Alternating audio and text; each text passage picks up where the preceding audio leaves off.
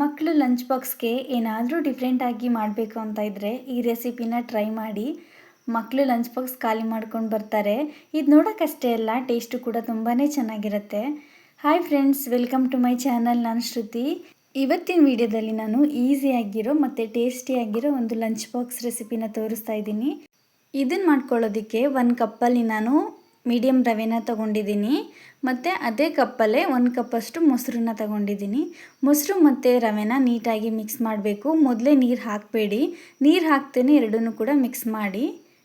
ಮೊಸರು ರವೆನ ಮಿಕ್ಸ್ ಮಾಡಾದಮೇಲೆ ನಾನಿಲ್ಲಿ ಸ್ವಲ್ಪ ನೀರು ಹಾಕ್ತಿದ್ದೀನಿ. ಒಂದು 3 ಟೇಬಲ್ ಸ್ಪೂನಷ್ಟು ನೀರು ಹಾಕಿದ್ದೀನಿ. ನೀರು ಹಾಕ್ಕೊಂಡು ಇದನ್ನು ಮತ್ತೆ ಮಿಕ್ಸ್ ಮಾಡ್ತೀನಿ.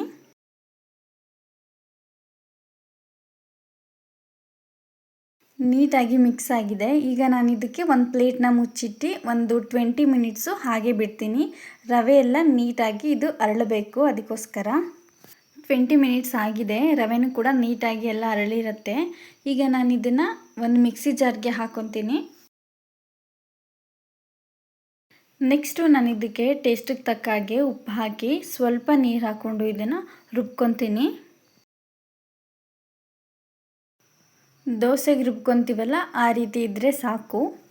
ಇದನ್ನು ಮತ್ತೆ ನಾನು ಒಂದು ಮಿಕ್ಸಿಂಗ್ ಬೌಲ್ಗೆ ಹಾಕ್ತಾಯಿದ್ದೀನಿ. ನೋಡಿ, ಸೇಮ್ ದೋಸೆಗೆ ಮಾಡೋ ಹಿಟ್ಟು ಹೇಗೆ ರುಬ್ತೀವಿ ಅದೇ ರೀತಿ ರುಬ್ಕೊಂಡಿದ್ದೀನಿ. ಇದಕ್ಕೆ ಒಂದು ಸಿಂಪಲ್ ಆಗಿರೋ ಒಗ್ಗರಣೆನ ಮಾಡ್ಕೊಬೇಕು. ಒಗ್ಗರಣೆ ಬೇಕಾಗಿರೋ ಐಟಮ್ಸ್ ಎಲ್ಲ ಮನೆಯಲ್ಲೇ ಇರೋವಂಥದ್ದು. ಪಾತ್ರೆ ಬಿಸಿ ಆದಮೇಲೆ ನಾನಿಲ್ಲಿ ಒಂದು 3 ಟೇಬಲ್ ಸ್ಪೂನಷ್ಟು ಎಣ್ಣೆ ಹಾಕಿ, ಅರ್ಧ ಟೀ ಸ್ಪೂನಷ್ಟು ಸಾಸಿವೆ, 1 ಟೀ ಸ್ಪೂನಷ್ಟು ಕಡಲೆಬೇಳೆ, ಸ್ವಲ್ಪ ಸಣ್ಣದಾಗಿ ಕಟ್ ಮಾಡ್ಕೊಂಡಿರೋಂಥ ಕರಿಬೇವಿನ ಸೊಪ್ಪು, ಒಂದು ಸಣ್ಣದಾಗಿ ಕಟ್ ಮಾಡ್ಕೊಂಡಿರೋ ಹಸಿಮೆಣಸಿನ್ಕಾಯಿ ಮತ್ತು ಅರ್ಧ ಈರುಳ್ಳಿ ತೊಗೊಂಡಿದ್ದೀನಿ. ಅರ್ಧ ಈರುಳ್ಳಿನ ಈ ರೀತಿ ಸಣ್ಣದಾಗಿ ಕಟ್ ಮಾಡ್ಕೊಂಡಿದ್ದೀನಿ. ಇದಿಷ್ಟನ್ನು ಹಾಕ್ಕೊಂಡು ಈರುಳ್ಳಿ ಟ್ರಾನ್ಸ್ಪರೆಂಟ್ ಆಗೋ ತನಕ ಇದನ್ನು ಫ್ರೈ ಮಾಡಬೇಕು. ನೆಕ್ಸ್ಟ್ ಇದಕ್ಕೆ ನಾನು ಒಂದು 1/4 ಟೀ ಸ್ಪೂನಷ್ಟು ಅರಿಶಿನ ಹಾಕಿ ಫ್ರೈ ಮಾಡ್ತಿದ್ದೀನಿ. ಈಗ ಇದೆಲ್ಲ ನೀಟಾಗಿ ಫ್ರೈ ಆಗಿದೆ. ನೆಕ್ಸ್ಟು ನಾನು ಇದನ್ನು ಮೊಸರು ಮತ್ತು ರವೆನ ರುಬ್ಕೊಂಡಿದ್ವಲ್ಲ ಅದಕ್ಕೆ ಹಾಕಿ ಚೆನ್ನಾಗಿ ಮಿಕ್ಸ್ ಮಾಡ್ಕೊಬೇಕು. ನೀವೇನಾದರೂ ಫಸ್ಟ್ ಟೈಮ್ ನನ್ನ ಚಾನಲ್ನ ನೋಡ್ತಾ ಇದ್ದರೆ ಅಥವಾ ನಿಮಗೆ ಮಕ್ಕಳು lunch box recipes, breakfast recipes ಅಥವಾ ರೆಸ್ಟೋರೆಂಟ್ ಸ್ಟೈಲ್ ರೆಸಿಪೀಸ್ ಬೇಕು ಅಂದರೆ ನನ್ನ ಚಾನಲ್ನ ಸಬ್ಸ್ಕ್ರೈಬ್ ಮಾಡ್ಕೊಂಡು ನೋಡಿ. ಮಿಕ್ಸ್ ಮಾಡ್ಕೊಂಡಾಗಿದೆ.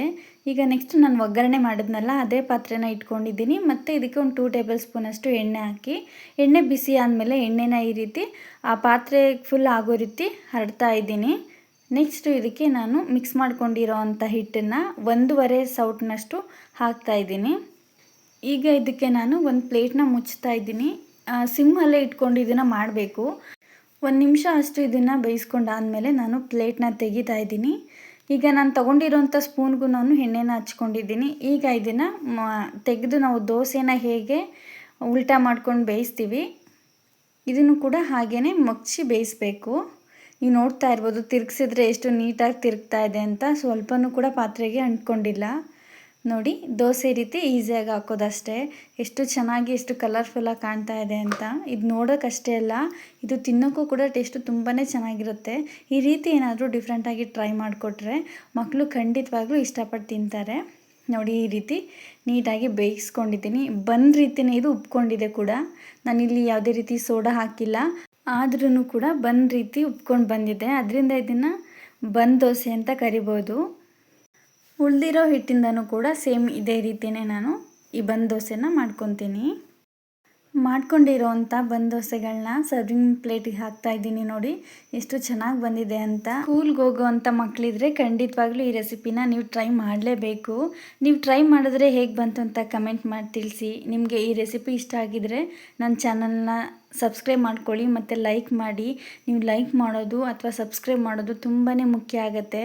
ಪ್ಲೀಸ್ ನನ್ನ ಚಾನಲ್ನ ಸಬ್ಸ್ಕ್ರೈಬ್ ಮಾಡ್ಕೊಂಡು ನೋಡಿ. ನಾನು ಇದೇ ರೀತಿ ಇನ್ನೂ ಹೆಚ್ಚು ವೀಡಿಯೋಸ್ಗಳನ್ನ ಮಾಡ್ತಿರ್ತೀನಿ. Thank you for watching.